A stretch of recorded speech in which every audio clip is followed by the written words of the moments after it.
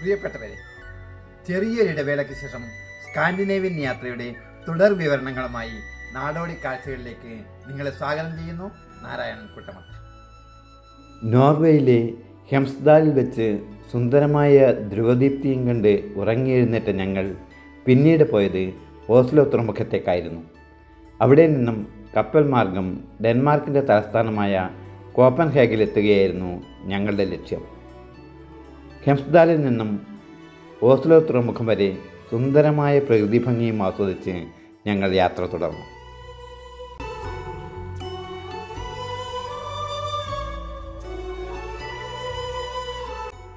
ഉച്ചയ്ക്ക് ശേഷം ഞങ്ങൾ ഓസ്ലോ തുറമുഖത്തെത്തി.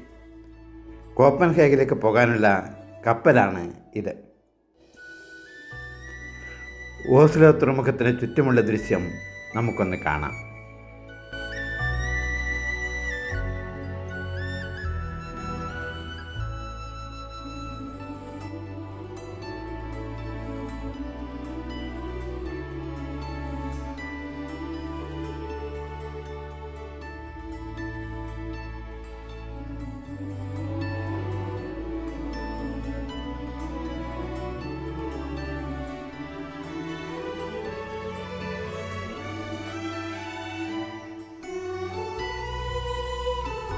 സന്ധ്യാസമയത്ത് കപ്പലിൽ നിന്നുമുള്ള കാഴ്ച.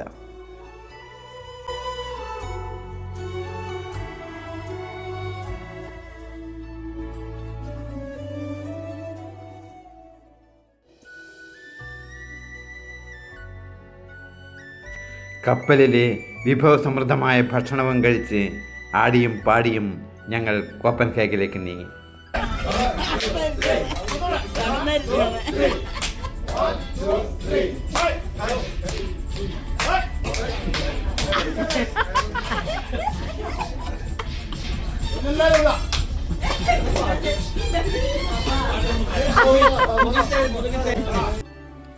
കോപ്പൻഹേഗനിലെ വിശേഷങ്ങളുമായി അടുത്ത വീഡിയോയിൽ വീണ്ടും കാണാം.